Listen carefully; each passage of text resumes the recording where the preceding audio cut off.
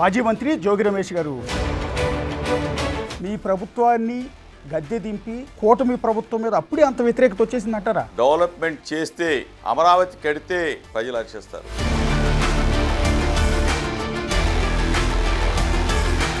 మూడు రాజధానుల ప్రతిపాదనలు తీసుకొచ్చి చివరికి ఏది చేయకపోవటం వల్ల కదా నష్టం జరిగింది. గత 5 సంవత్సరాలు మభ్యపెట్టారు, మాయ చేశారు, అయిపోయింది.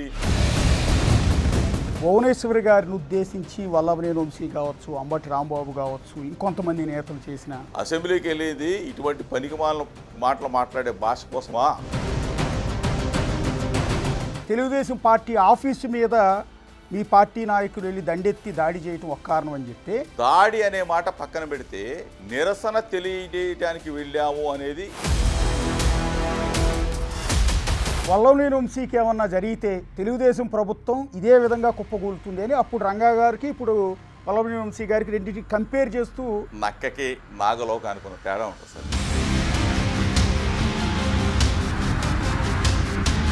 ఇక్కడ రాజధాని అక్కర్లేదు, వైజాగే కావాలి మాకు అని కొడాలి నాని లాంటి వారు, బొత్స సత్యనారాయణ గారు అయితే ఇది ఒక శ్మశానం అన్నారు. మా మనసులో ఉన్న ఆవేదన చెప్పొచ్చు, కానీ గొంతెమ్మ కోరికల్లాగా ఉండకూడదు. నా రెడ్ బుక్ పేరెత్తితేనే వణికిపోతున్నారు. సూపర్ 6లు, అమరావతి రాజధాని, లక్షల ఉద్యోగాలు ఏమైపోయినాయి ఇవన్నీ? మాజీ మంత్రి జోగి రమేష్ గారు ప్రస్తుతం మనకి అందుబాటులో ఉన్నారు. రమేష్ గారు నమస్తే అండి. నమస్తే అండి. నమస్తే అశోక్ గారు. ఎస్ అండి. రీసెంట్గా అంటే జోగి రమేష్ గారు ఈ సంవత్సర కాలంలో చాలా సైలెంట్గా ఉన్నారు. కానీ మొన్న వెన్నుపోటు దినంగా నిరసన తెలియజెప్పే క్రమంలో మరొకసారి ఆ పాత జోగి రమేష్ గారి వాయిస్ వినపడింది. రండి తేల్చుకుందాం దమ్ముంటే అంటున్నారు. ఒకసారి ఆ బయట ప్లే చేస్తాను, దాంతో స్టార్ట్ చేస్తాను. ఒకసారి ప్లే చేయండి. కూడా కార్యాలయాలన్నీ కూడా దిగ్బంధిస్తాం, చంద్రబాబు నాయుడు ఇంటిని కూడా ముట్టడిస్తామని ఎందుకంటే మోసం చేసి మోసగాడిలాగా చంద్రబాబు నాయుడు 420 వాగ్దానాలు చేసి అన్నం పెట్టిన వాళ్ళని బయలువరంలో ఓడిపోయావు కదరా దిక్కుమాలనేదవా. ఇక్కడికి వచ్చి మేము అన్నం పెడితే, మేము జెండా ఇస్తే, మా ఫ్యాన్ గుర్తిస్తే నువ్వు ఎమ్మెల్యే అయినవి ఎదవి. నువ్వు జగన్ గారి గురించి మాట్లాడతావా? నీకు ఒకటే చెప్తా ఉన్నా, నువ్వేదో వాగావు కదా మహానాడులో, దమ్ముంటేరా. ఏదో నా కొడుకుని జైలుకి పంపించారు, నన్ను జైలుకి రెడీగా ఉన్నావు. నీలాంటి పనికి మాలిన వాళ్ళని, చంద్రబాబు నాయుడు లాంటి తుక్కులక్క వాళ్ళని ఎదుర్కోవడానికి సిద్ధంగా ఉన్నాం. యా రమేష్ గారు, ఏంటి ఆ ఫైర్ మళ్ళీ చాలా కాలం తర్వాత? యాక్చువల్లీ ఇప్పుడు మీరు అధికారంలో కూడా లేరు, ఓ పక్క రెడ్ బుక్ అరెస్టులు నడుస్తూ ఉన్నాయి. అశోక్ గారు, గత సంవత్సర కాలంగా నేను ఎక్కడికి వెళ్ళా. ఇబ్రహీంపట్నం నాది, నా స్వగ్రామం, నేను ఇక్కడే ఉన్నాను. నేను ఎక్కడికి కూడా నా ఊరు వదిలిపెట్టి కూడా వెళ్ళా. అన్ని కార్యక్రమాల్లో కూడా నేను పాల్గొంటూనే ఉన్నా. అంటే మరీ ముఖ్యంగా బలహీన వర్గాలకు సంబంధించిన ప్రతి కార్యక్రమంలో కూడా వాళ్ళు ఆహ్వానిస్తూ ఉన్నారు, నేను పాల్గొంటూనే ఉన్నా. పార్టీ కార్యక్రమాలన్నింటిలో కూడా ఇన్వాల్వ్ అవుతూనే ఉన్నాం. అంటే సంవత్సర కాలంగా జరిగిన పరిస్థితులన్నీ కూడా ప్రజలకి తెలియజెప్పటం. అంటే 4వ తారీఖు, జూన్ 4వ తారీఖున రిజల్ట్స్ వచ్చి 1 ఇయర్ అయిన సందర్భంగా ఈ సంవత్సర కాలంలో ప్రభుత్వం అంటే చంద్రబాబు నాయుడు చేస్తాను అని చెప్పిన వాగ్దానాలని ఏది కూడా నెరవేర్చలేదు. కాబట్టి మీరు చూసారు, రాష్ట్ర వ్యాప్తంగా కూడా అన్ని నియోజకవర్గాల 175 నియోజకవర్గాల్లో ఏ విధంగా ప్రజలు స్వచ్ఛందంగా తరలి వచ్చారనేది మనకి స్పష్టంగా కళ్ళకెట్టినట్టు కనిపించింది. ఎందుకంటే ఏ వాగ్దానాన్ని కూడా నెరవేర్చలేదు కాబట్టి సంవత్సరంలోనే ప్రభుత్వం మీద వ్యతిరేకత వచ్చింది. ఆ వ్యతిరేకత ప్రజా వ్యతిరేకతే ఆ విధంగా ముందుకి వెళ్ళింది. మీరు చూశారు క్లియర్గా. నా ఇప్పుడున్న పరిస్థితులు తప్పనిసరిగా వైఎస్ఆర్ కాంగ్రెస్ పార్టీ, జగన్మోహన్ రెడ్డి గారు గత 5 సంవత్సరాల పరిపాలన మెచ్చుకునే విధంగా ప్రజలు జగన్ ఉంటే బాగుంటుంది, జగనన్న ఉంటే అమ్మఒడి ఇచ్చేవాడు, జగనన్న ఉంటే చేయూత ఇచ్చేవాడు, జగనన్న ఉంటే ఆసరా ఇచ్చేవాడు, జగనన్న ఉంటే మా పిల్లలకి ఫీజులు కట్టేవాడు, జగనన్న ఉంటే ఆరోగ్యశ్రీ మా ఆరోగ్యాన్ని పరిరక్షించేవాడు. ప్రతిదీ కూడా ప్రతి వ్యక్తి మనసులో ప్రతి అక్క చెల్లెమ్మ జగన్ ఉంటే బావుండు అనే మాటని ఈ సంవత్సర కాలంలోనే అనగలుగుతా ఉన్నారంటే ఎంత మంచి పరిపాలన ఇచ్చామనేది ఒకసారి అర్థం చేసుకోండి. అదేవిధంగా సంవత్సరం కాలంలోనే ఈ ప్రభుత్వం కూటమి ప్రభుత్వం ఫెయిల్ అయిందంటే మాటలతో మభ్యపెట్టి అధికారంలోకి వస్తే తల్లికి వందనిస్తాం, రైతు సుఖీభవ ఇస్తాం, అది డబల్ 15,000కి 30,000 ఇస్తాం. ప్రతిదీ కూడా డబల్ డబల్ డబల్ అని చెప్పి సూపర్ 6 వాగ్దానాలు అని చెప్పి ఏది కూడా ప్రజల దగ్గరికి దరి చేరలేదు కాబట్టి, ప్రజల దగ్గరికి వెళ్ళలేదు కాబట్టి ఈ రోజున పెద్ద ఎత్తున ప్రజా ఉద్యమం ఈ విధంగా ముందుకు వచ్చిందనేది మీకు తెలియజేస్తా ఉన్నాను. రేపు రాబోయే రోజుల్లో మరింతగా ఈ ప్రజా ఉద్యమం, ప్రజా వ్యతిరేకత, ఈ ప్రభుత్వం మీద ప్రజా వ్యతిరేకత విపరీతంగా పెరుగుతూ ఉంది. అంటే వీళ్ళు సరిగ్గా ఏది కూడా అమలు చేయలేము అంటే సరిగ్గా 365 రోజుల క్రితం మీ ప్రభుత్వాన్ని గద్దె దింపి 151 సీట్ల నుంచి 11 సీట్లకు పరిమితం చేసిన జనంలో మళ్ళీ 164 సీట్లతో అఖండ విజయాన్ని ఇచ్చిన కూటమి ప్రభుత్వం మీద అప్పుడే అంత వ్యతిరేకత వచ్చేసిందంటారా? అంటే ప్రాక్టికల్గా మాట్లాడుకుందాం. అంటే అశోక్ గారు వచ్చిందా రాలేదా అనేది మీకు కూడా ఒక సర్వే ఉంటుంది, మీ ఛానల్ కూడా ఒక సర్వే ఉంటుంది. ఒక్కసారి ప్రజల్లోకి వెళ్ళమనండి. ప్రజల్లోకి వెళ్తే జగన్ ఉంటే బాగుండు, జగన్ ఉంటే మాకు ఇది చేసేవాడు అని అన్న మాటలు అంటున్నారా లేదనేది ఒకసారి సూపర్ 6 వాగ్దానాలతో ప్రజల ముందుకు వచ్చి ప్రజల ఓట్లు వేసుకున్న తర్వాత ఈ సంవత్సర కాలంలో వాళ్ళు ఏ వాగ్దానాన్ని అమలు చేశారో ఒకసారి స్పష్టంగా చెప్పమనండి. ఉచిత బస్సు అన్నారు, తుస్సు చేశారు. అసలు ఏ ఒక్క తల్లికి వందనం ఇప్పుడు సంవత్సరం అవుతా ఉంది కదా, వాళ్ళ ప్రభుత్వం వచ్చి సంవత్సరం అవుతా ఉంది కదా, పిల్లలకి డబ్బులు వేయాలన్న ధ్యాస ఉందండి, ఆ జ్ఞానం ఉందా? ఒకళ్ళు ఉంటే 15,000, ఇద్దరుంటే 30,000, ముగ్గురుంటే 45,000 ఇస్తానన్న ఈ ప్రభుత్వం మరలా జూన్లో వేస్తాను, ఈ జూన్ వచ్చేసింది, స్కూల్స్ తీస్తామన్నారు. ఎక్కడ రైతులకి రైతు సుఖీభావ ఇస్తానన్న చంద్రబాబు నాయుడు ప్రభుత్వం రైతులు ఎట్లా ఉంచింది? ఏ ఒక్క పంటకైనా గిట్టుబాటు ధర ఉందా సార్? ఏ ఒక్క పంటకైనా మిర్చి రైతులు, పత్తి రైతులు, ప్రతి ఒక్క రైతు అలో లక్ష్మణాన్ని అల్లాడుతూ ఉన్న పరిస్థితుల్లో జగన్మోహన్ రెడ్డి గారిని గుర్తు తెచ్చుకోక ఇంకెవరిని గుర్తు తెచ్చుకుంటారు? అంటే జోగి రమేష్ గారు ఇక్కడ ఒక సంవత్సర చిన్న క్లాష్. కాలంలోనే రమేష్ ఈ- గారు చిన్న క్లాష్ ఏంటంటే చెప్పండి మీరు చెప్పండి డబ్బులు సార్. ఇచ్చిన మాట నిజం. చెప్పండి. యాజ్ ఏ మంత్రిగా మీరు జగన్ గారు ప్రతి నెల బటన్ నొక్కారు, ప్రతి నెల జనాల అకౌంట్లోకి డబ్బులు వేశారు. ఎన్ని స్కీములు మీరు అమలు చేసినా కూడా మిమ్మల్ని వద్దనుకున్నారు కదా ప్రజలు, 11 సీట్లకు పరిమితం చేశారు కదా. అంటే అర్థం వాళ్ళు డెవలప్మెంట్ ఎక్స్పెక్ట్ చేస్తున్నారనే కదా. అంటే ఇప్పుడు వచ్చిన కూటమి ప్రభుత్వం ఒకవేళ మీరు అన్నట్టు సూపర్ 6ని అమలు చేయటంలో మీరు అన్నట్టుగా విఫలమైందని అనుకుందాం, కానీ వాళ్ళ కాన్సన్ట్రేషన్ డెవలప్మెంట్ మీదకి వెళ్ళిందేమో కదా. పూర్తి స్థాయిగా అశోక్ గారు డెవలప్మెంట్ చేస్తే ప్రజలు హర్షిస్తారు, అమరావతి కడితే ప్రజలు హర్షిస్తారు. కానీ అరచేతిలో వైకుంఠాలు చూపించి మరలా గత 14 నుంచి 19 దాకా అమరావతి కడతాం అని చెప్పేసి విఠలాచార్య అట్టమోపింగులు, రాజమౌళి గారి సెట్టింగులు ఇంకా చూపిస్తానంటే కుదరదు సార్. సంవత్సరం అవుతూ ఉంది. కనీసం ప్రధానమంత్రి మోడీ గారు వచ్చారు, వచ్చిన తరువాత ఇక్కడ ప్రజలందరూ కూడా బ్రహ్మాండంగా ముందుకెళ్ళిపోతుంది, రియల్ ఎస్టేట్ వ్యాపారం ఇంకా అభివృద్ధి జరుగుతుందని చెప్పేసి చూస్తే ఎక్కడ సార్? మోడీ గారు వచ్చారు, వెళ్ళిపోయారు. మీరు ఒక్కసారి గ్రామాల్లోకి వచ్చో లేకపోతే పట్టణాల్లోకి వచ్చో వ్యాపారస్తులు, రియల్ ఎస్టేట్ వ్యాపారస్తులు ఉన్నారు, ఆ సంస్థలు ఉన్నాయి, ఒక్కసారి అడగండి. ఎక్కడన్నా సరే వ్యాపారం అనేది జరుగుతూ ఉందా? కనీసం రైతో లేకపోతే ఆ ప్లాటు అమ్ముకోవాలనుకుంటున్న ఆ పరిస్థితిని ఎక్కడన్నా ఉందా? కొనేవాళ్ళు ఉన్నారా? అమ్మటానికి అమ్మేవాళ్ళు ఉన్నారు కానీ కొనేవాళ్ళు లేరు, బిజినెస్ జరగట్లేదు. ఈ పరిస్థితులు ఎందుకు ఉత్పన్నం అవుతా ఉన్నాయి? మీరు చెప్తా ఉన్నారు చిల్లి గవ్వలేదు, ఆర్థికంగా కుంగిపోయాం, రాష్ట్రం దివాళా తీసిందని చెప్పేసి ముఖ్యమంత్రి దగ్గర నుంచి ఫైనాన్స్ మినిస్టర్ దాకా ఒకటే మాట మాట్లాడుతూ ఉంటే రాష్ట్రానికి భరోసా ఇవ్వాలి సార్, ప్రజలకు భరోసా ఇవ్వాలి. ఎందుకు వచ్చారు మరి మీరు? అప్పులున్నాయని చెప్తా ఉన్నారు, ముందు ఎందుకు తెలీదా? అప్పులున్న సంగతి తెలీదా? ఎందుకు చెప్తా ఉన్నారు మీరు?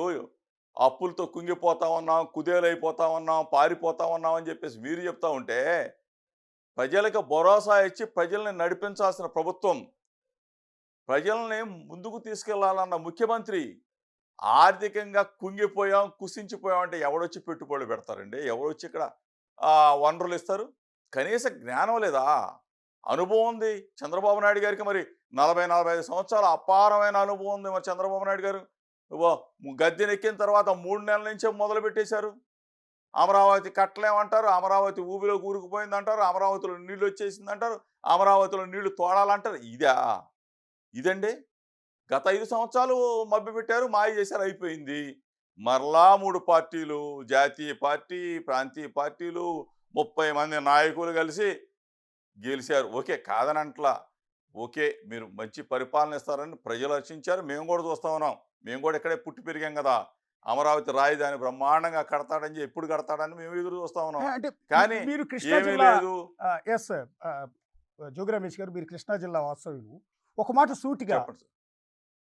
మొన్నటి ఎన్నికల్లో పరాభవానికి, ఓటమికి ఈ రాజధాని అంశం కూడా కారణం కాదా? అంటే రాజధానిలో నిర్మాణ పనులు పూర్తిగా ఆపివేసి 3 రాజధానుల ప్రతిపాదనలు తీసుకొచ్చి చివరికి ఏది చేయకపోవటం వల్ల కదా నష్టం జరిగింది. మీ 5 ఏళ్లలో అమరావతి పనులు కంటిన్యూ చేస్తుంటే బాగుండేది అని అనిపించట్లేదు మీకు? 100కి 100 పాళ్ళు చెప్తాం అశోక్ గారు. ఇక్కడ పుట్టి పెరిగాం కాబట్టి అమరావతి రాజధాని ఇక్కడ ఉంటే బాగుండు అని చెప్పేసి మేము 100% 100కి 100 పాళ్ళు మార్కులు వేస్తాం. ఎందుకంటే ఇప్పుడు కూడా చెప్తా ఉన్నాం, అమరావతి రాజధాని ఇక్కడే కట్టండి, ఇక్కడ కడితే మేము హర్షిస్తామని చెప్పి చెప్తా ఉన్నాం. మేము పూర్తి స్థాయిలో మద్దతు ఇస్తామని కూడా చెప్తా ఉన్నాం. కానీ అరచేతిలో వైకుంఠాలు చూపిస్తుందని చెప్తా ఉన్నాం సార్.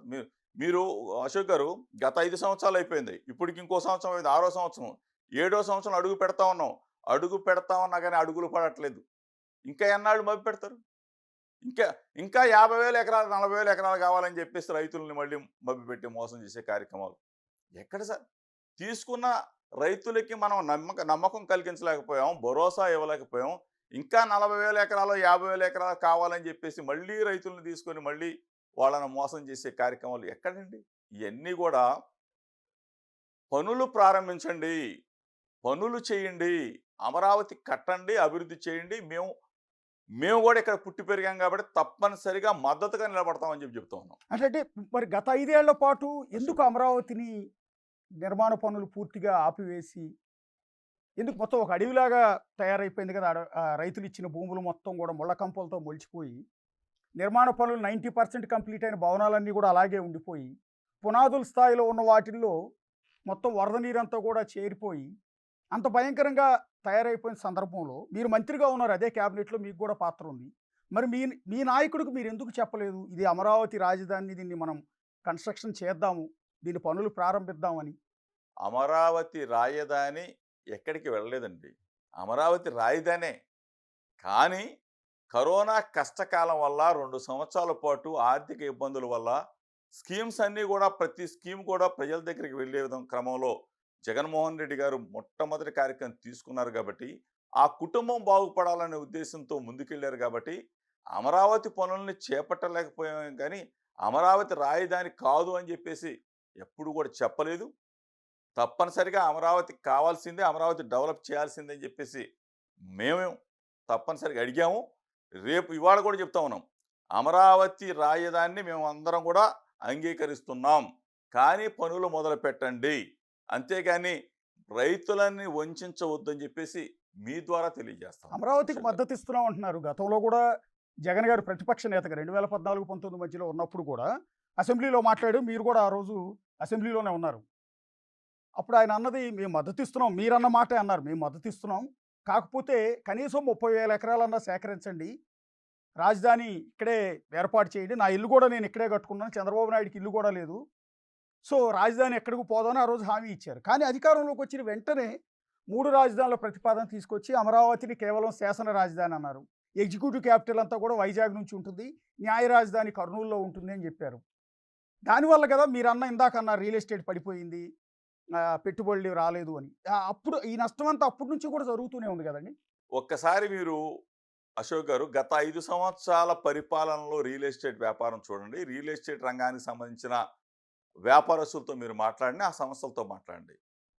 మా ప్రభుత్వంలో జగన్మోహన్ రెడ్డి గారి ప్రభుత్వంలో రియల్ ఎస్టేట్ వ్యాపారం బాగుందా? ఇప్పుడు చంద్రబాబు నాయుడు గారు వచ్చిన తర్వాత ఈ సంవత్సర కాలంలో రిజిస్ట్రేషన్స్ ఏమి జరిగినాయి, ఎక్కడ కొనుగోలు జరిగినాయి, రిజిస్ట్రేషన్ శాఖ ఆదాయం ఎంత ఒక్కసారి మీరు బేరీ చేయండి. అంటే నమ్మకం ఉండాలి సార్. ఎక్కడో ఆకాశానికి నిచ్చెనలేద్దాం, 2050 గురించి ఆలోచిద్దాం, ఇది కాదండి. ఇప్పుడు చంద్రబాబు నాయుడు గారికి నిజంగానే విజన్ ఉండుంటే, విజయవాడ గుంటూరు మధ్య క్యాపిటల్ పెట్టుంటే, నాగార్జున యూనివర్సిటీ దగ్గర ఈ పాటికి మొత్తం కూడా కలిసిపోయేవాళ్ళం కదండి. అంటే విజన్ అనేది ఇంకా సుదూర తీర ప్రాంతం ఏదన్నా 2050కో తీసుకెళ్ళిపోయి ఈరోజు లక్షల కోట్లు తీసుకెళ్ళి మనం అంతా పెట్టాల్సిందే కదండి. కనీసం ఆయన మరి రాజకీయ అనుభవం ఉంది, పరిపాలనా దక్షుడు అంటారు, మరి ఎందుకు విజన్ లేదండి? ఇప్పుడు కూడా స్టిల్ ఈ రోజున మనం అప్పులు తీసుకొస్తున్నాం, పెడుతున్నాం. ఓకే, ఎప్పటికి మనం కంప్లీట్ చేయగలుగుతాం? ఎప్పటికి ముందుకు వెళ్ళగలుగుతాం? ఒకసారి ఆలోచన చేసుకోండి. అంటే ఇప్పటికే recent గా లోకేష్ అమరావతి గారు అమరావతి అనే మాట ఎస్ సార్, లోకేష్ గారు ఒక కామెంట్ చేశారు, మీకు బాగా నోటెడ్ అయి ఉంటుంది. పెట్టుబడి పెట్టేవాళ్ళు కానీ, రియల్ ఎస్టేట్ పెట్టుబడులు పెట్టేవాళ్ళు కానీ, లేకపోతే ఒక అమరావతిలో ఒక ఫ్లాటు లేకపోతే ఒక స్థలమో కొనటానికి వచ్చేవాళ్ళు నెక్స్ట్ మళ్ళీ జగన్ రాడు అధికారంలోకని ఒక బాండ్ రాసిస్తారా అని అడుగుతున్నారంట. మళ్ళీ జగన్ వస్తాడేమోనని భయంతో పెట్టుబడులు పెట్టట్లేదు అన్న మాట లోకేష్ గారు అన్నారు రీసెంట్గా. అంటే లోకేష్ గారికి కూడా లోకేష్ కూడా భయం ఉన్నట్టే కదండి. అంటే మేము ఒకటే చెప్తా ఉన్నాం, ఇప్పుడు స్టిల్ చెప్తా ఉన్నాం, అమరావతి రాజధాని ఎక్కడికి పోదు.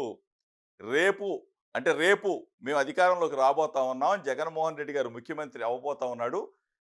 అమరావతి రాజధాని తప్పనిసరిగా చంద్రబాబు నాయుడు గారు చెప్పాడు, రేపు మేము చేసి చూపిస్తాం, కట్టి చూపిస్తాం. ఎందుకంటే మొన్న జరిగిన అంటే ఆర్థిక సంక్షోభం రేపు ఉండదు కాబట్టి, కరోనా కష్టకాలం ఉండదు కాబట్టి, రేపు రాబోయే మా ప్రభుత్వంలో బ్రహ్మాండంగా అమరావతి రాజధాని ప్రజలకు అందిస్తామని చెప్పేసి మీ ద్వారా బిగ్ టీవీ ద్వారా కూడా ప్రజలకు చెప్తా ఉన్నాను సార్. అంటే ఇది జోగి రమేష్ గారు వ్యక్తిగతంగా అంటే అంటున్న మాట, మీరే వైఎస్ఆర్ అన్నారు. కాంగ్రెస్ పార్టీ తీసుకున్న కాదు. పాలసీయా? ప్రజల మనసుల్లో ఉన్న భావాన్ని, అంటే ఎన్నికల్లో ప్రజలు ఇచ్చిన తీర్పుని ఎవరైనా గౌరవించాల్సిందే సార్. ఎందుకంటే మననం చేసుకోవాలా. ఇప్పుడు క్షేత్రస్థాయిలో ప్రజలు మనల్ని 3 రాజధానులు అన్న తర్వాత ఏ విధంగా మనకి వాళ్ళు ఇచ్చిన జవాబు ఏంటి, వాళ్ళు మనకి ఇచ్చిన తీర్పు ఏంటి, దాన్ని ఆలోచన చేసుకొని ఏ పార్టీ అయినా కూడా సమీక్ష చేసుకోవాల్సింది. అట్లాగే మేము కూడా సమీక్ష చేసుకుంటాం. తప్పనిసరిగా మా జగన్మోహన్ రెడ్డి గారు రేపు రాబోయే రోజుల్లో ఈ ప్రాంతానికి, మా ప్రాంతానికి, మన ప్రాంతానికి బ్రహ్మాండంగా అభివృద్ధి చేయబోతా ఉన్నారు. అమరావతి రాజధాని ఆయన చేతుల మీదగానే కట్టి తీరుతామని చెప్పేసి ఇక్కడ ప్రజలకు కూడా తెలియజేస్తా ఉన్నాం. మీరు మాట్లాడింది మొత్తం రికార్డెడ్గా ఉంటుంది జోగి రమేష్ గారు. 100% మాట్లాడింది రికార్డెడ్గా ఉంటుంది. రాసుకోండి సార్. మీరు రేపొద్దున మీ కాన్ఫిడెన్స్ని బట్టి ఒకవేళ మీరు మళ్ళీ ప్రభుత్వం అధికారంలోకి వచ్చిన తర్వాత మళ్ళీ ఇదే ప్రశ్న మిమ్మల్ని అడుగుతాం. కానీ మీరు అన్నదాన్ని చాలా కాన్ఫిడెంట్గా 100% చెప్తున్నారు. ప్రజలు తీర్పు ఇచ్చారు కాబట్టి 100% చెప్తా ఉన్నా అశోక్ గారు. ఓకే. అశోక్ గారు, ప్రజల తీర్పుని శిరసా వహించాల్సిందే, మననం చేసుకోవాల్సిందే. ఎందుకంటే ప్రజలు వాళ్ళ భావాన్ని వ్యక్తపరిచారు, ఏది ఓటు ద్వారా. దాన్ని మేము గౌరవిస్తాం, 100% గౌరవించాల్సిందే. పార్టీల పరంగా ఇది జరగాల. జరిగిన తర్వాత మొన్న ఈ మధ్యగా జగన్మోహన్ రెడ్డి గారు కూడా చెప్పడం కూడా జరిగింది, విజయవాడ గుంటూరు మధ్య రాజధాని ఈ పార్టీ కట్టుంటే, అంటే మనం శంకుస్థాపన చేస్తుంటే ఈ పార్టీకి మొత్తం ట్విన్ సిటీస్ అంటే కూడా కలిసిపోయేయండి. అంటే విజన్ ఉంది, నాకేదో నేనేదో పెద్ద గొప్పవాడిని, లేకపోతే 2050 తీసుకొచ్చి ఇక్కడ పెడతాను, అది కుదరదు సార్. ఇది ఈ రోజున డెవలప్మెంట్ కావాలా. ప్రజలకి కోరుకునేది ఏంటి? రైతులు భూములు ఎందుకు ఇచ్చారు? ఎప్పుడో నేను 2050లో చేస్తానంటే ఎట్లా కుదురుతుంది? ఇది కుదరదు సార్. అంటే వైఎస్ఆర్ కాంగ్రెస్ పార్టీ పూర్తిగా స్టాండ్ మార్చేసుకుంది. 3 రాజధానుల ప్రతిపాదన లేదు. ఒకవేళ వైఎస్ఆర్ కాంగ్రెస్ ప్రభుత్వం అధికారంలోకి వచ్చినా 3 రాజధానులు పేరెత్తరు, కేవలం అమరావతి రాజధాని అంటారు, అంతేనా? నేను ఒకటే చెప్తాను, అమరావతి ప్రాంతాన్ని, అమరావతి రాజధానిని ఇక్కడ జగన్మోహన్ రెడ్డి గారి నేతృత్వం, చంద్రబాబు నాయుడు గారు మాటలు చెప్పాడు, జగన్మోహన్ రెడ్డి గారు నెరవేర్చి తీరుతాడు. 100% ఇది రేపు రాబోయే మా ప్రభుత్వంలో నెరవేరుస్తాం. ఇక్కడ ప్రజలు కోరుకునే విధంగానే రాజధాని నిర్మాణం జరుగుద్ది. ఇక్కడ కోరుకున్న ప్రజలు ఏ విధంగా వాళ్ళ మదిలో రాజధాని కావాలి, మా పిల్లల భవిష్యత్తు కావాలని కోరుకున్నారో అది వైఎస్ఆర్ కాంగ్రెస్ పార్టీ జగన్మోహన్ రెడ్డి గారి నేతృత్వంలో జరుగుతుంది. అంటే మీ ఉద్దేశంలో 3 రాజధానుల నిర్ణయం అనేది పార్టీకి నష్టం చేకూర్చింది. మొన్నటి ఎన్నికల్లో దెబ్బతినటానికి కూడా కారణం అదేనని ఒప్పుకుంటున్నారా? అది ఒక కారణం, అంటే అది ఒక కారణం అయి ఉండొచ్చు, కానీ అదే కారణం అని చెప్పేసి నేను అన్నాను. అంటే ఇక్కడ ఇక్కడ పుట్టి పెరిగాం కాబట్టి ఇక్కడ వ్యక్తిగా నాకు బాధ ఉండొచ్చేం, కానీ అదే కారణం అని చెప్పేసి నేను పార్టీ మీద దాన్ని నేను రుద్దడం జరగదు. ఎందుకంటే నా భావం అది. ఎందుకంటే ఇక్కడ ఇక్కడ ప్రజలం కాబట్టి రాజధాని మన దగ్గరే ఉంటే బాగుండు, మన పిల్లలు రేపు భవిష్యత్తు మనకు బాగుంటుందని చెప్పేసి మేమందరం కూడా కళ్ళగంటాం. 100% ఓటమిలో ఇదొక భాగం, ఓటమిలో ఇదొక భాగం మాత్రమే.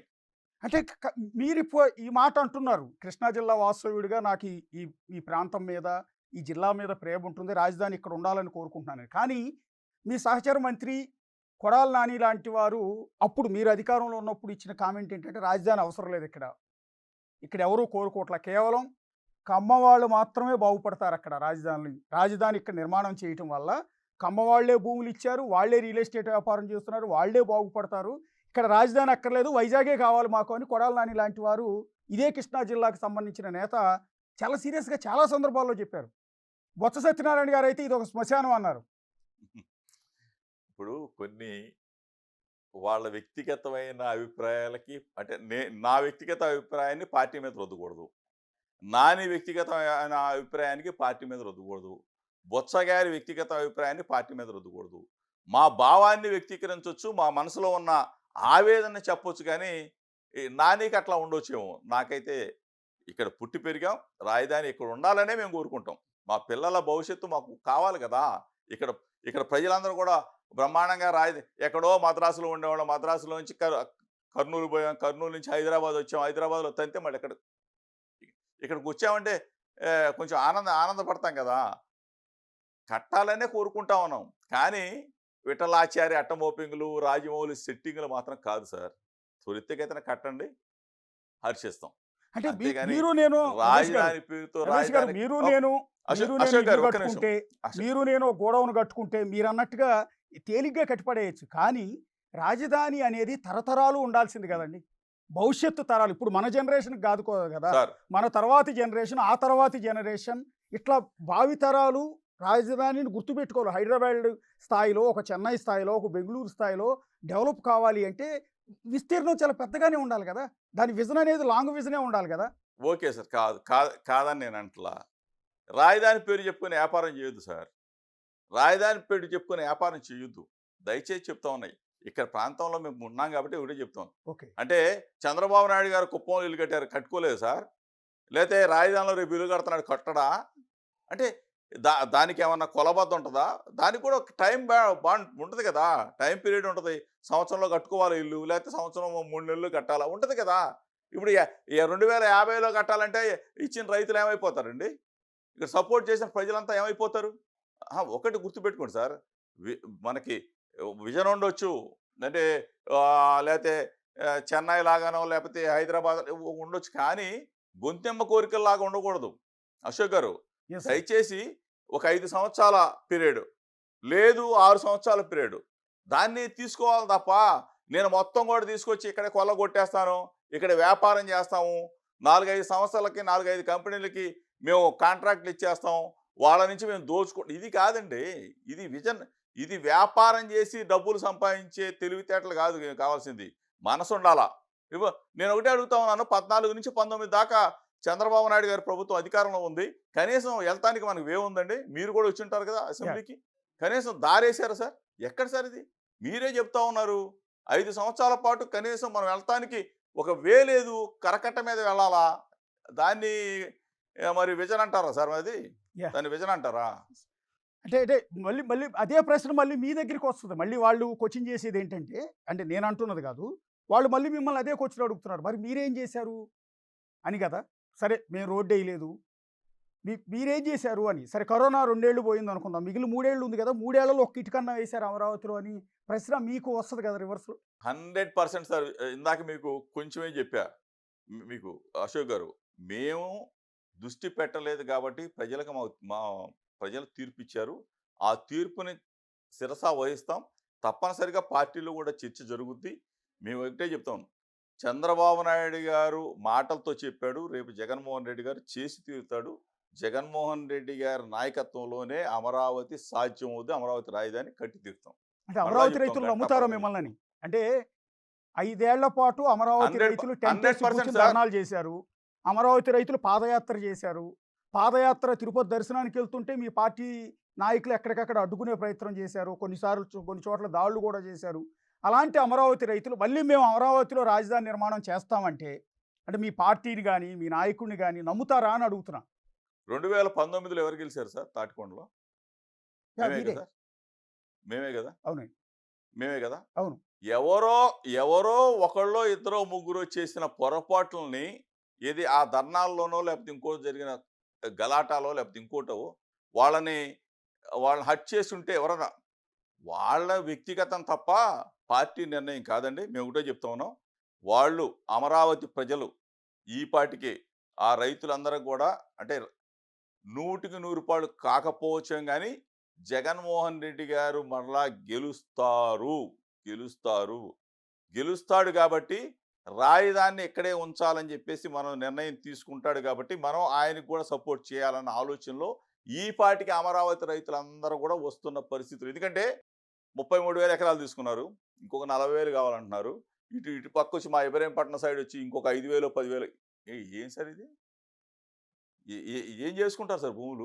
కనీసం ఒక విజన్ లేదు, ఒక పాడు లేదు, ముందు ఒక కట్టి చూపించింది లేదు. మాకు కావాలి, కావాలి అని చెప్పేసి రైతుల దగ్గర నుంచి భూములు లాగేసుకొని ఏ ఏ ఏ ఒక 1,00,000 ఎకరాలు కావాలా మీకిప్పుడు? ఏం చేసుకుంటారు దాన్ని? వ్యాపారం చేయడానికా? ఇది ప్రజలు నమ్మరు సార్. Yes sir. అమరావతి రైతులు ఒక్కసారి కూడా నమ్మరు. యాహ్! జ ఒక్కసారి జ జోగి రమేష్ గారు మీరు మంత్రిగా పనిచేశారు. కృష్ణా జిల్లా వాస్తవ్యుడిగా నాకు అత్యంత సన్నిహితులు మీరు. మీరు మంత్రి కావటం సంతోషించాం మేమందరం గూడా. సార్. అలాంటి మీరు మొన్నటి ఎన్నికల్లో ఓటమి పాలయ్యారు. సరే మీ కాన్స్టిట్యున్సీ కాదని పెనమలూరు వెళ్ళాల్సొచ్చింది. దానివల్లే ఓడిపోవాల్సొచ్చిందా? లేకపోతే ప్రభుత్వ వ్యతిరేకత కారణంగా ఓడిపోయారా? సార్ కుప్పం దగ్గర నుంచి చూసుకుంటే మొత్తం పోయాం సార్. అది అది ఎందుకంటే ఒకటి మేమైతే గర్వపడతాం. మా లీడర్ ఒకడే, మా పార్టీ ఒకటే, మా జెండా ఒకటే, మా ఎజెండా ఒకటే. మాకేమీ 3 పార్టీలు లేవు, 30 మంది నాయకులు లేరు. మా లీడర్‌ని చూసి, మా జెండాను చూసి, మా ఫ్యాన్ గుర్తును చూసి 40% ఓట్లు ఆంధ్రప్రదేశ్ రాష్ట్రంలో జగన్మోహన్ రెడ్డి గారికి ఇచ్చారంటే ఇంతకన్నా గొప్ప లీడర్ ఎవరుంటారు సార్? చెప్పండి. మీ మా మా లీడర్‌కి భయపడే కదా ఇన్ని పార్టీలు కూటమైపోయింది. జాతీయ పార్టీలు, ప్రాంతీయ పార్టీలు, జాతీయ పార్టీలో మోడీ గారి దగ్గర నుంచి, అమిత్ షా గారి దగ్గర నుంచి, నడ్డా గారి దగ్గర నుంచి, విహెచ్‌పి దగ్గర నుంచి, ఆర్ఎస్ఎస్ దగ్గర నుంచి, బజరంగ దళ్ దగ్గర నుంచి, తెలుగుదేశం పార్టీలో చంద్రబాబు నాయుడు, లోకేష్, పురంధరేశ్వరమ్మ, భువనేశ్వరం ఇంతమంది లీడర్ 30 మంది లీడర్స్ వచ్చి ఒక్కడే కదా సార్ మా లీడర్ ఒక్కడే జగన్. Yes sir. ఆయన్ని ఎదుర్కోవటానికి ఇంతమంది వస్తే మాకు గర్వకారణం కదా 40% ఓటు యెస్ సార్. బ్యాంక్. అంటే ఓటమి ఒక మంత్రిగా ఉన్న మీరు ఓటమి అయిన తర్వాత మీ కొడుకు విదేశాల్లో చదువుకుని వచ్చిన మీ అబ్బాయి, మంచి భవిష్యత్తు ఉన్న మీ అబ్బాయి జైల్లో కటకటాలు లెక్క పెట్టాల్సిన పరిస్థితి.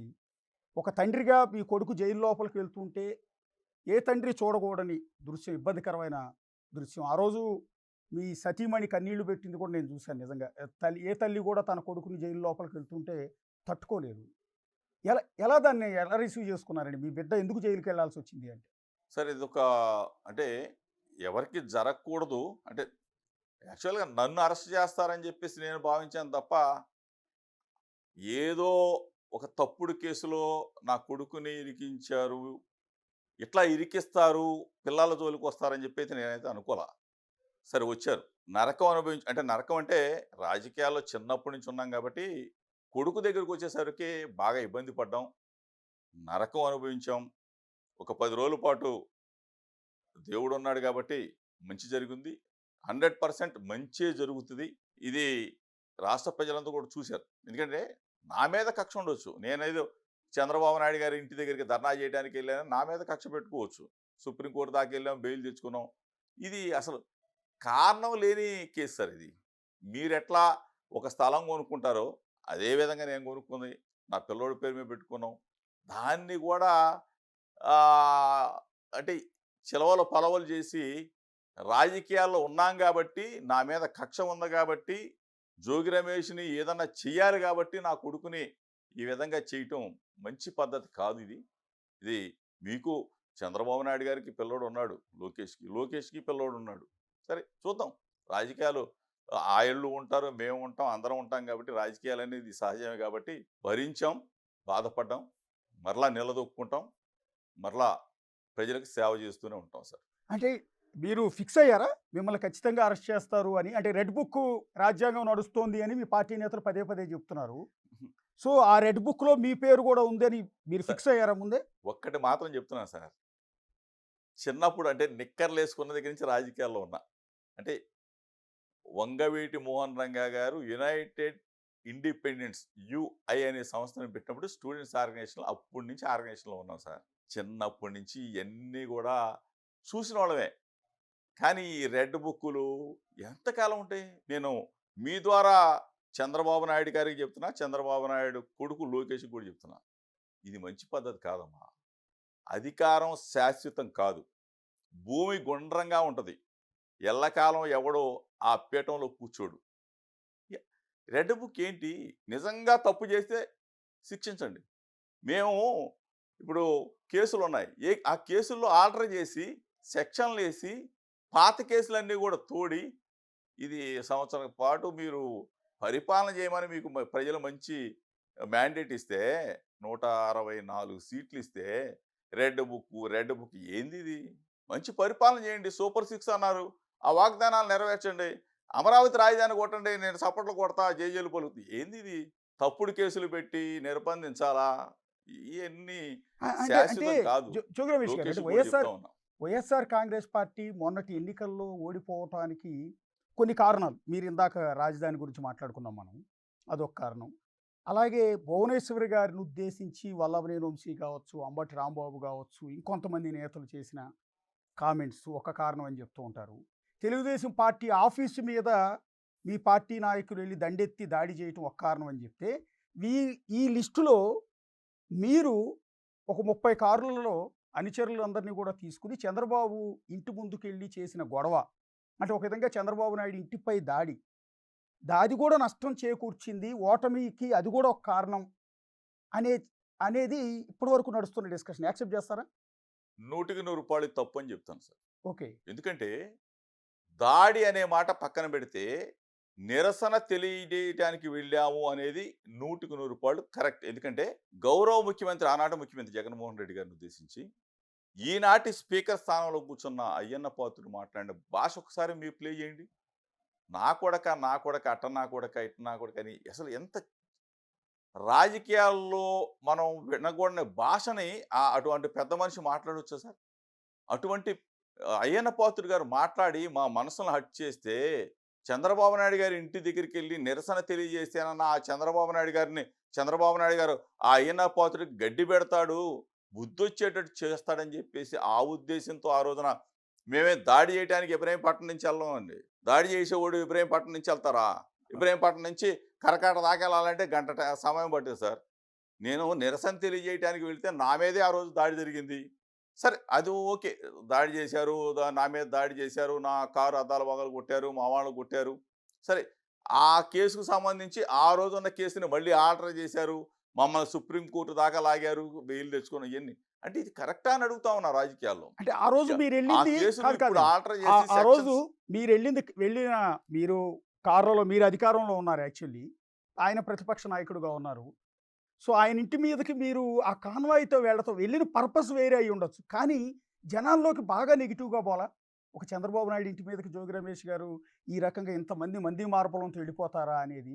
అంటే అదే భువనేశ్వర్ గారిని ఉద్దేశించి అది మీ పార్టీ నాయకులు ఆ రకంగా కించపరిచేలా భాష మాట్లాడినా, చంద్రబాబు నాయుడు గారు పార్టీ ఆఫీసులో కూర్చుని కన్నీళ్లు పెట్టుకున్నారు గానీ, జగన్ గారి ఇంటి మీదకి ఎవరిని పంపలేదు కదా! లేదా వైఎస్ఆర్ కాంగ్రెస్ పార్టీ ఆఫీస్ మీదకి దాడి కోసం ఎవరిని పంపలేదు కదా! దాడి అనే మాటని పక్కన పెట్టండి సార్ అశోక్ గారు. ఓకే. నేను 30 కార్లలో వెళ్ళిన మాట అది వాస్తవం కాదు, అబద్ధం. నేను ఇబ్రహీంపట్నం నుంచి బయలుదేరి నా అంచులతో వెళ్ళింది 4 వెహికల్స్. ఓకే. ఇప్పుడు మీరు కూడా చూస్తుంటారు. కరకట్ట మీద కార్లన్నీ నాయ అనుకుంటే ఎట్లా సార్ అది? తప్పు ఓకే. కదా! మీరు అది మీ ఇంకోటి కూడా ఖాతాలో చెప్తా పడిపోయినాయి ఉన్నారు. అవన్నీ. చంద్రబాబు నాయుడు చంద్రబాబు నాయుడు గారి సతీమణిని అని అన్నారు అని చెప్పేసి ఆ మాట ఏదన్నా ఒకవేళ అంటే అది 100కి 100 పాళ్ళు. నేను కాదు. నా కుటుంబ సభ్యులు కూడా, నా భార్య కూడా ఆ రోజు ఒకవేళ ఆ విజువల్ చూసిన ప్రతి ఒక్కళ్ళు కూడా తప్పు మమ్మల్ని అడిగారు. మమ్మల్ని నిలదీశారు. అసెంబ్లీకి వెళ్ళొసి మమ్మల్ని అడిగారు. నా భార్య అడిగింది నన్ను. మీరు అసెంబ్లీకి వెళ్ళేది ఇటువంటి పనికిమాలిన మాటలు మాట్లాడే భాష కోసమా? అటువంటి మాట మాట్లాడొచ్చా? చంద్రబాబు నాయుడు గారి భార్యను ఉద్దేశించి మాట్లాడొచ్చా అని చెప్పి మమ్మల్ని అడిగారు. మేము తలదించుకునే పరిస్థితి. కానీ కొంతమంది చేసిన పనుల వల్ల పార్టీకి నష్టం కలిగి ఉండొచ్చు. వాళ్ళ వల్ల కలిగి ఉండొచ్చు, నా వల్ల కలిగి ఉండొచ్చేమో లేవో, కానీ కొన్ని విషయాల్లో తప్పును తప్పుగానే ఖండించుకోవాలా. దీన్ని మేమందరం కూడా బేరీజ్ చేసుకోవాలి. ఓటమిలో కారణాలు ఉంటాయి. ఇది కూడా కారణం అవ్వచ్చు.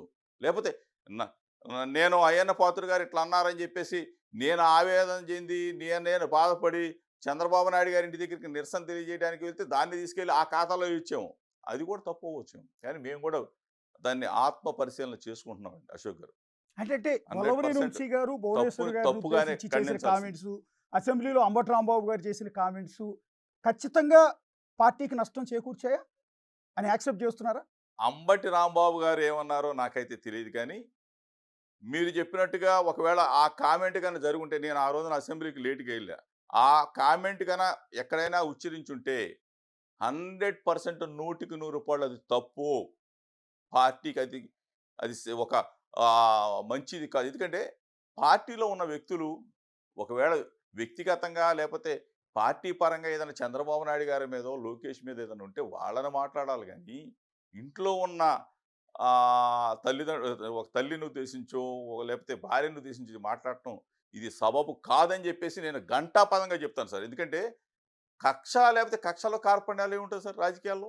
ఏదైనా ఉంటే మేము మాట్లాడుకుంటాం. అంతేగాని ఇళ్లల్లో వాళ్ళ గురించి ఎందుకు సార్ ఇది? ఇది 100కి 100 పాళ్ళు ఇది కరెక్ట్ కాదు. ఇది ఈ ఈ సన్నివేశం చంద్రబాబు నాయుడు గారు ఆ రోజున చంద్రబాబు నాయుడు గారు కన్నీళ్లు పెట్టుకుని వెళ్ళే విషయం కూడా మాకు మైనస్. ఎందుకంటే అది కరెక్ట్ కాదు. అది 100కి 100 ఎవరేమనుకున్నా సరే ఇది నేను చెప్పేస్తాను. అంటే అప్పుడు డిస్కషన్ రాలేదండి? మీరు జగన్ గారికి అత్యంత సన్నిహితులు, అప్పుడు మీరు మంత్రిగా కూడా ఉన్నారు. ఇది పార్టీలో ఎక్కడ డిస్కషన్ రాలేదు. ఇది మనకి వల్లభనేని వంశీ ఈ మాట అనటం వల్ల వచ్చే ఎన్నికల్లో ప్రభావం చూపిస్తుంది, మన పార్టీ నష్టపోతుంది అనేది జగన్ గారికి కానీ జగన్ గారికి అసలు ఈ విషయాలు తెలియదు సార్. ఓకే. ఇది కూడా మనం దృష్టిలో ఉంచుకో. అక్కడ జరిగింది అదేమి మనం మైక్ తీసుకొని మాట్లాడిన విషయాలు కాదు. అక్కడ లోపల కూర్చున్న మాటలని వక్రీకరించారో లేకపోతే ఇంకోటి, కానీ జగన్ గారి దాకా ఈ విషయాలు వెళ్ళలేదు. జగన్ గారు ఒక మానవతావాది. ఎవరినన్నా కానీ ఇంట్లో వ్యక్తుల్ని, మహిళలను కానీ ఎవరన్నా అంటే మాత్రం 100కి 100 పాళ్ళు అక్కడే ఆయన ఖండిస్తాడు. అవసరమైతే బయటికి వెళ్ళమని చెప్తాడు. అటువంటి గొప్ప వ్యక్తి. ఎందుకంటే జగన్ గారు మహిళల విషయంలో ఆయన చంద్రబాబు నాయుడు గారి కుటుంబ సభ్యులైనా, లోకేష్ గారి కుటుంబ సభ్యులైనా, ఎవరినైనా సరే ఆయన తన కుటుంబ సభ్యుల్లాగా చూసుకుంటాడు. మహిళల విషయంలో ఎప్పుడు కూడా పొరపాటున కూడా ఎవరైనా అంటే మాత్రం ఊరుకోడు. అంటే వల్లభనేని వంశీ వల్ల పార్టీకి నష్టం జరిగింది. నేను అక్కడ వల్లభనేని వంశీ ఏమన్నాడా లేకపోతే అక్కడ ఉన్న పక్కన ఉన్న వాళ్ళు ఏమన్నారా అనేది నేను వినలేదు. నేను అసలు ఆ రోజు అసెంబ్లీకి కూడా లేటుగా వెళ్ళాను. కానీ ఆ భాష కానీ ఎవరన్నా మాట్లాడుంటే మాత్రం తప్పు. అసెంబ్లీలో కాదనుకుంటా వల్లభనేని వంశీ అన్నది బయట మాట్లాడారు. అది మీకు తెలుసు కదా, బేసిక్గా మీరు వినే ఉంటారు, చూసే ఉంటారు కదండి. నేనే చెప్తున్నాను కదా అశోక్ గారు, నేను ఆ రోజున అసెంబ్లీకి లేటుగా వెళ్ళాను. ఆ సంభాషణ అట్లా జరుగుంటే మాత్రం 100% తప్పు. అది మాకు అది నష్టం, మా పార్టీకి నష్టం. ఎందుకంటే 2 మాటలు అటువంటి భాష అసలు మాట్లాడకూడదు సార్. ఇప్పుడు అదే వల్లభనేని వంశీ దాదాపు ఒక 2-3 నెలల నుంచి జైల్లో ఉన్నారు. రీసెంట్గా బాగా అనారోగ్యానికి కూడా గురయ్యి ట్రీట్మెంట్లు తీసుకుని అసలు గుర్తుపట్టలేనట్టుగా అయిపోయారు వల్లభనేని వంశీ. మీ సహచరుడు, మీ కృష్ణా జిల్లా వాసి, ఆ వ్యక్తిని 2 సార్లు ఎమ్మెల్యేగా గెలిచిన అతన్ని ఇవాళ విజయవాడ జైల్లో అలా చూసిన తర్వాత ఒక నాయకుడిగా ఏం చెప్తారండి?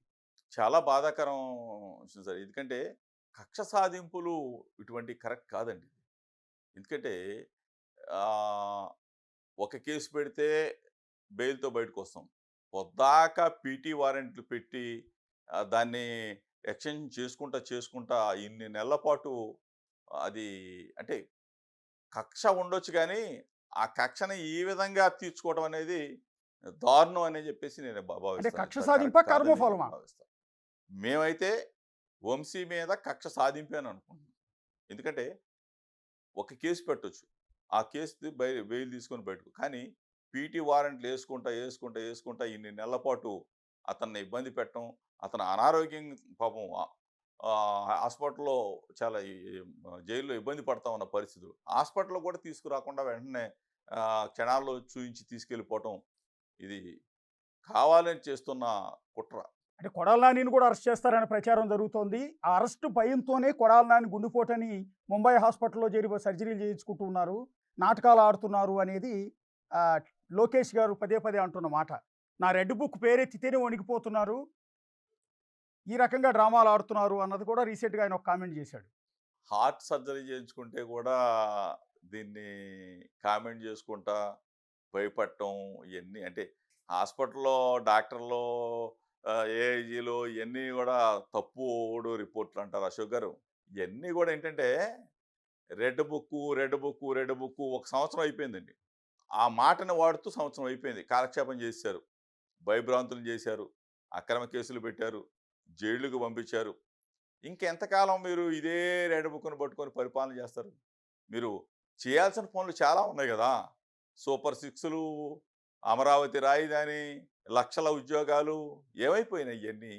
ఈ రోజున మిమ్మల్ని ఎందుకు ప్రజలు అసహించుకుంటా ఉన్నారు? సంవత్సర కాలంలోనే ప్రజలు మిమ్మల్ని ఎందుకు అసహించుకొని రోడ్ల మీదకొచ్చారు? మరి ఒక్కసారి మీరు బేరీజ్ చేసుకోండి. మేము మొన్న 4వ తారీఖు ప్రజా వ్యతిరేక విధానాల మీద మీ ప్రభుత్వ ప్రజా వ్యతిరేక విధానాల మీద మేము పిలిపిస్తే వేలాది మంది రోడ్ల మీదకి వచ్చారంటే దాన్ని చూసైనా మీరు కళ్ళు తెరవండి. మీరు ఇచ్చిన వాగ్దానాలని నెరవేర్చడం కోసం ప్రయత్నం చేయండి తప్ప రెడ్ బుక్ తెస్తా, వాళ్ళని అరెస్ట్ చేస్తా, వీళ్ళని అరెస్ట్ చేస్తా. ఇందాక చెప్పాను. ఎల్లకాలం ఆ సీట్లు ఒక్కళ్ళే కూర్చోరు. భూమి గుండ్రంగా ఉంటుంది. తప్పనిసరిగా అధికారం శాశ్వతం కాదు అని చెప్పేసి మీ ద్వారా లోకేష్‌కి చెప్తాం. అంటే వాళ్ళు రెడ్ బుక్ అన్నారు. మీరు బ్లూ బుక్ అంటున్నారు కదా! జగన్ గారు బ్లూ బుక్ ఓపెన్ చేస్తాం. మేము కూడా పేర్లు రాసుకుంటున్నాం అంటున్నారు. అంటే రేపొద్దున మీ ప్రభుత్వం వచ్చిన తర్వాత మళ్ళీ ఆ బ్లూ బుక్‌లో ఉన్న పేర్లు ప్రకారం అరెస్ట్‌లే జరుగుతాయి కదా! ఇయన్నీ సార్ ప్రజలకి మేలు చేయాలి సార్. రెడ్ బుక్‌లు, బ్లూ బుక్ ఇయి కాదు. ఈ శాశ్వతం కాదండి. ప్రజల మనసుల్లో చిరస్థాయిగా మంచి ముద్రలు కావాలా? ఇప్పుడు రాజశేఖర రెడ్డి గారు ఉన్నారు. ఒక గొప్ప వ్యక్తిగా శాశ్వతంగా మిగిలిపోయాడు ప్రజల హృదయాల్లో. అట్లానే ప్రజల హృదయాల్లో నిలిచిపోయే విధంగా మనం ఉండాలి, పనులు చేయాలి తప్ప రెడ్ బుక్కులు తెస్తాం, దీన్ని నేను హర్షించనండి. ఇది కరెక్ట్ కూడా అంటే కాదండి. మీ జిల్లాకే ఎందుకంటే సంబంధించిన మాజీ లోకేష్‌కి ఏదో మంత్రి పాపం పేర్ని నాని గారు ఒక కామెంట్ చేశారు మొన్న. రంగా గారిని ఆ రోజు హత్య చేయించారు. ఏంటి సార్? అప్పుడున్న ఎన్టీఆర్ ప్రభుత్వం కుప్పగూలింది. పార్టీ పూర్తిగా దెబ్బతినిపోయింది. మళ్ళీ ఇన్నాళ్ల తర్వాత వల్లభనేని వంశీని అదే విధంగా చంపాలని చూస్తున్నారు. వల్లభనేని వంశీకి ఏమన్నా జరిగితే, ఆయన చచ్చిపోతే తెలుగుదేశం ప్రభుత్వం ఇదే విధంగా కుప్పగూలుతుంది అని అప్పుడు రంగా గారికి, ఇప్పుడు వల్లభనేని వంశీ గారికి రెండింటికి కంపేర్ చేస్తూ మాట్లాడారు. మీరు రంగా గారికి శిష్యుడు. మీరు చిన్నప్పటి నుంచి రంగా గారికి శిష్యుడు. అవును. ఆయన ఫాలోవర్. ఎలా చెప్తారండి దాన్ని? ఇది ఒక విధంగా చెప్పాలంటే నక్కకి నాగలోకానికి ఉన్న తేడా ఉంటుంది సార్. రంగా గారిని దయచేసి అంటే నాని మాకు మిత్రుడైనా ఒకటే చెప్తాను. రంగా గారిని కంపేర్ చేయొద్దు. రంగా గారు ఒక ప్రజల వీరుడు. ఒక పోరాటాల్లో నుంచి పుట్టిన యోధుడు. అసలు కోస్తా జిల్లాల్లో ఈ రోజున రంగా గారి ఆయన పేరు చెప్తే అంటే అప్పుడు మేము ఆయనతో పాటు తిరిగిన పరిస్థితులు ఉన్నాయి కాబట్టి ఆయనతో నడిచిన నడక కాబట్టి విజయవాడ నగరానికి వస్తే కోస్తా జిల్లాల నుంచి రంగా గారిని చూస్తే కడుపు నిండిపోయేది. ఏదన్నా ఆపద, ఏదన్నా ఇబ్బంది వస్తే రంగా గారి దగ్గరికి వస్తే ఆ ఆపద తీర్చేవాడు. ఆ బాధలు తీర్చేవాడు అని చెప్పేసి ఒక ఒక ఒక ప్రజావీరుడు సార్. ఆయనకిను వేరే వాళ్ళకి దయచేసి పోల్చవద్దు. మిత్రుడు వంశీ కూడా ఆయన ఆరోగ్యంగా రావాలా, మంచి రేపు రాబోయే భవిష్యత్తు ఉండాలని చెప్పేసి కోరుకుంటాను గానీ, రంగా గారిని వేరే వాళ్ళతో కంపేర్ చేయొద్దు. ప్రజానాయకుడు. అంటే ఒక మొన్న గొప్ప మీరు మాట్లాడిన అంటే దాంట్లో మీ మీద గెలిచిన మీ మైలవరం ఎమ్మెల్యే వసంత కృష్ణప్రసాద్‌ని ఉద్దేశించిన మీరు ఆ కామెంట్ చేసింది?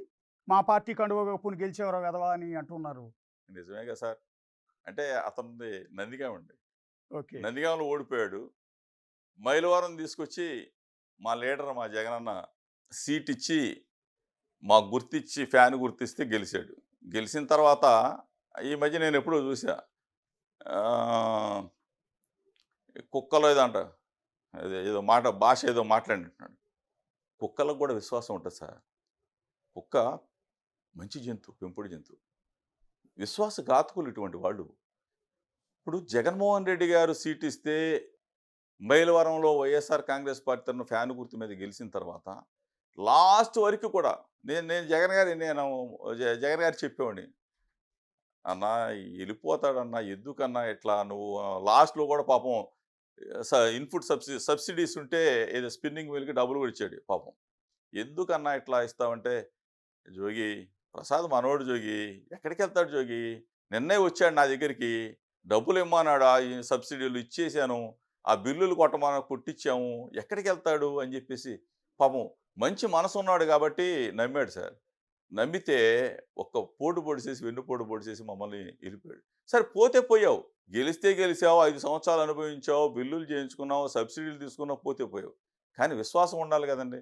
వెళ్ళిన తర్వాత జగన్ గారిని ఇష్టం వచ్చినట్టు తిడతా ఉన్నాడు. తప్పు కదా సార్ అది. ఎట్లా విశ్వాసఘాతకులు వీళ్ళు. వీళ్ళు మాట్లాడటం కరెక్ట్ కాదని ఆ కామెంట్ చేశాను సార్. ఎందుకంటే రీసెంట్‌గా ఇక్కడే మళ్ళీ మా 5 సంవత్సరాలు తోచేసుకున్నారు. యాహ్! అంటే రీసెంట్‌గా చెప్పండి సార్. మీదొక వివాదం అయింది పర్టిక్యులర్‌గా తెలుగుదేశం పార్టీలో. ఎందుకంటే ఆ తిరువూరులో మీరు సార్. తెలుగుదేశం పార్టీ నేతలు, తెలుగుదేశం నూజివీడు సార్. పార్టీ ఎమ్మెల్యేలతో కలిసి ఒక నూజివీడు. ర్యాలీలో పార్టిసిపేట్ చేశారు. బహుశా అది గౌడ కమ్యూనిటీకి నూజివీడు సంబంధించిన సార్. నూజివీడు. ర్యాలీ అనుకుంటాను. కాకపోతే అందులో గౌతు శ్యామ్ సుందర్ శివాజీ గారి అమ్మాయి శిరీష ఉన్నారు మీ పక్కన. అట్లాగే లోకల్ ఎమ్మెల్యే కొలికిలిపూడి కూడా ఉన్నట్టున్నాడు. సో ఎందుకు టీడీపీ వాళ్ళతో కలిసి ర్యాలీలో ఎందుకు కాదు సార్. పార్టిసిపేట్ చేయాల్సొచ్చింది? అశోక్ గారు, తిరువూరు కాదండి. నూజివీడు. యాహ్! నూజివీడు. నూజివీడు. నూజివీడు. అవునండి. నూజివీడులో నూజివీడు గౌడ సంఘం ఆధ్వర్యంలో సర్దార్ గౌతులచ్చన్న గారి విగ్రహాన్ని అక్కడ ప్రతిష్ఠించారండి. ఆ ఆవిష్కరణ కార్యక్రమంలో భాగంగా నన్ను కూడా పిలిచారు. నే నాతో పాటు శిరీష్ గారు, శిరీషమ్మ, కొనకళ్ళ నారాయణ గారు, అక్కడ పార్థసారథి గారు, మంత్రి గారు, యెస్. అవునండి. అందరం కూడా కలిసి అక్కడికి వచ్చాం. ఆ క్రమంలోనే పాపం మంత్రి పార్థసారథి గారితో తప్పయిందని 2 సార్లు క్షమాపణ చెప్పించుకున్నారు. కొనకళ్ళ నారాయణ గారితో 2 సార్లు క్షమాపణ చెప్పించుకున్నారు. గౌతు లచ్చన్న గారి మనవరాలు పాపం విగ్రహావిష్కరణకు వచ్చిన శిరీషమ్మతో 2 సార్లు తప్పైందని చెప్పించుకున్నారు. అంటే అక్కడ ఆ వేదిక మీద నేను ఒక మాట మాట్లాడా. అదే వీళ్ళకి భయం కలిగించింది. ఎందుకంటే సర్దార్ గౌతు లచ్చన్న గారి శత జయంతి ఉత్సవాలని ఉమ్మడి రాష్ట్రంలో హైదరాబాద్ నడిబొడ్డులో రవీంద్ర భారతిలో ఆ కార్యక్రమాన్ని ఏర్పాటు చేసింది ఆనాటి ముఖ్యమంత్రి డాక్టర్ వైఎస్ రాజశేఖర రెడ్డి గారని చెప్పేసి నేను ఆ సభలో చెప్తే జనమంతా కూడా హర్షధ్వానాలు చేశారు. పాపం ఆ మాటకి జీర్ణించుకోలేక వీళ్ళందరితో కూడా తప్పైందని చెప్పించారు. ఏం పాపం చేశారని చెప్పేసి వీళ్ళు క్షమాపణ చెప్పారు నాకైతే తెలియదండి. అది నాకు కూడా ఒక బీసీ వ్యక్తిగా నాకైతే వాళ్ళని చూసి జాలేసింది, బాధ కలిగింది. అంటే టీడీపీలో ఏం ప్రచారం జరిగింది అంటే, టీడీపీ కావచ్చు, కూటమి 3 పార్టీల్లో కూడా ఏం డిస్కషన్ జరిగింది అంటే, కేసులకు భయపడి, మిమ్మల్ని అరెస్ట్ చేస్తారని భయపడి, తెలుగుదేశం పార్టీలో చేరేందుకు జోగి రమేష్ విశ్వ ప్రయత్నాలు చేశారు. అందులో భాగంగానే ఇలా కలిసి ర్యాలీలో పాల్గొన్నారు అనేది ఒక డిస్కషన్. అది ఆరోపణ అయి ఉండొచ్చు. దానికి కూడా చెప్తాను అశోక్ గారు. అది పార్టీకి సంబంధించిన ర్యాలీ కాదు, గౌడ సంఘానికి సంబంధించిన ర్యాలీ. ఆ ర్యాలీలో మా గౌడ కులస్తులకు సంబంధించిన జెండాలు తప్ప తెలుగుదేశం పార్టీకి సంబంధించిన జెండాలు లేవు. ఒకవేళ నేను ఆ పార్టీలో చేరాలి అని అంటే, నేను కేసులకు భయపడాలి అంటే, ఆ రోజున నిండు సభలో రాజశేఖర్ రెడ్డి గారి గురించి నేను చెప్పను. రాజశేఖర్ రెడ్డి గారి గురించి నేను చెప్పాను కాబట్టే ఈడ ముగ్గురు చేత క్షమాపణ చెప్పించుకున్నారు. తప్పైంది ఆ కార్యక్రమంలో పాల్గొనడం అని చెప్పేసి ఆ రోజు లోకేష్ సీరియస్ అయిన మాట వాస్తవం. మీరు కూడా చూసే ఉంటారు. అంటే నేను పాల్గొంటే నాకున్న ప్రజాదరణ, అంటే నా కులంలో అవ్వచ్చు, నా సంఘంలో అవ్వచ్చు, నా బీసీ కులం నాకున్న ప్రజాదరణ వాళ్ళకి లేదని చెప్పేసి భయపడి క్షమాపణ చెప్పించుకున్నారు. నాకైతే తెలియదు. Yes sir. ఒకటి కన్క్లూడ్ చేసే ముందు, మీ పార్టీలో నంబర్ 2గా ఉన్న చెప్పండి సార్. విజయసాయి రెడ్డి గారు జగన్ గారిని వదిలి, పార్టీని వదిలి కంప్లీట్ నేను వ్యవసాయం చేసుకుంటానని వెళ్ళిపోయారు. అదేమంటే మొన్న రీసెంట్గా చేసిన కామెంట్ ఏంటంటే, నన్ను ఆ జగన్ గారి చుట్టూ ఉన్న ఒక కోటరీ నన్ను అవమానించింది, నన్ను 2వ స్థానం నుంచి 2000 స్థానానికి పడేశారు, ఆ గౌరవం లేకే, నన్ను అవమానాలు భరించలేకే పార్టీ నుంచి వెళ్ళిపోయాను నేను అనేది ఆయన అన్నమాట. ఆ రోజున జగన్మోహన్ రెడ్డి గారు సాయిరెడ్డి అన్నకి ఎంత ఇంపార్టెన్స్ ఇచ్చారనేది అందరికీ తెలుసండి. ఈ రోజున బయటకు వచ్చిన తర్వాత అంటే అక్కడున్న సన్నివేశం, పరిస్థితులు నాకైతే తెలియదు, కానీ లీడర్ని లీడర్గానే గౌరవించాలా. సాయిరెడ్డి గారు కూడా బయటకు వచ్చిన తర్వాత జగన్మోహన్ రెడ్డి గారు మరలా ముఖ్యమంత్రి కావాలని చెప్పేసి ఆయన కోరుకున్నాడు. డెఫినెట్గా చెప్తా ఉన్నాను, విజయసాయిరెడ్డి గారు కోరుకున్నట్టుగానే జగన్మోహన్ రెడ్డి గారు మరలా ముఖ్యమంత్రి అవుతారని మాత్రం అయితే నేను చెప్పగలను సార్. ఆయన మళ్ళీ పార్టీలోకి వచ్చే అవకాశం ఉంటుందా మరి? ఒక కామెంట్ సార్, ఎందుకు సార్ అయ్యింది అశోక్ గారు? సరే సరే, ఓకే. చివరిగా ఒక్క మాట జోగి రమేష్ గారు, బేసిక్గా మీరు గత 5 ఏళ్లలో చాలా అగ్రెసివ్ లీడర్లు, వైఎస్ఆర్ కాంగ్రెస్ పార్టీ తరఫున అగ్రెసివ్ లీడర్లలో మీరు ఒకరు. జగన్ గారి మీద ఈగ వాలనీయకుండా ఎప్పుడైనా సరే మాటలతో విరుచుకుపడే వాళ్ళలో, పార్టీకి రక్షణ కవచంలా నిలిచిన వాళ్ళలో మీరు ఒకరు. కానీ అదే క్రమంలో మీరు తెలుగుదేశం పార్టీ నేతల్ని విమర్శించే క్రమంలో వాడిన మీ భాష తప్పు అని ఎప్పుడైనా రిగ్రెట్ అయ్యారా? అలా నేను మాట్లాడకుండా ఉండాల్సిందేమోనని. సార్ నేను ఒకటే చెప్తాను, నేను ఎవరిని అంటే నన్ను నేనే నమ్ముకుంటాను సార్. చిన్నప్పటి నుంచి అంతే. నాకు ఒక అడుగు రంగా గారితో పడిన తర్వాత, ఆ తర్వాత డైరెక్ట్ నాకు రాజశేఖర్ రెడ్డి గారు సార్. నేను ఎవరిని నమ్ముకోను, ఎవరి మీద ఆశ పెట్టుకోను. నా నమ్మకమే మీరు చూస్తుంటారు నా వ్యక్తిగత. నేను అడుగుపెట్టిన తర్వాత యువజన కాంగ్రెస్ జిల్లా మొత్తం కూడా ఏ విధంగా అయితే నేను రాజశేఖర రెడ్డి గారు ప్రతిపక్షంలో ఉన్నప్పుడు ఆయన పాదయాత్రలు అవ్వచ్చు, లేకపోతే ఇంకోటి 100కి 100 పాడు చెప్తా ఉన్నాను, తెలుగుదేశం పార్టీ జగన్మోహన్ రెడ్డి గారి పట్ల ఎప్పుడైనా సరే, ఏ విధంగా అయినా సరే స్పందిస్తే మాత్రం 100కి 100 పాళ్ళు జగనన్నకి రక్షణ కవచంలాగా జోగి రమేష్ ఎప్పుడు ఉంటాడు. థ్యాంక్ యూ జోగి రమేష్ గారు. సది జోగి రమేష్ గారు అనేక అంశాలు ఓకే సార్. మనతో షేర్ చేసుకున్నారు. పార్టీ పరాభవానికి సంబంధించి, పార్టీకి జరిగిన నష్టం గురించి అనేక అంశాలను కొండబద్దలు కొట్టినట్టుగా మాట్లాడారు. అదే అమరావతి రాజధాని అంశానికి సంబంధించి కూడా ఆయన చాలా కీలకమైన వ్యాఖ్యలు చేశారు. భవిష్యత్తులో 3 రాజధానులు కాదు, అమరావతిలోనే రాజధాని నిర్మిస్తాము అన్న మాటని ఆయన ఒప్పుకున్నారు. అలాగే భువనేశ్వరి గారి మీద వైఎస్ఆర్ కాంగ్రెస్ పార్టీలో ఉన్న కొంతమంది నేతలు చేసిన కామెంట్స్ వల్ల పార్టీకి నష్టం జరిగిన మాట వాస్తవం అనేది జోగి రమేష్ గారు అంటున్నమాట. చూస్తూనే ఉండండి బిగ్ టీవీ.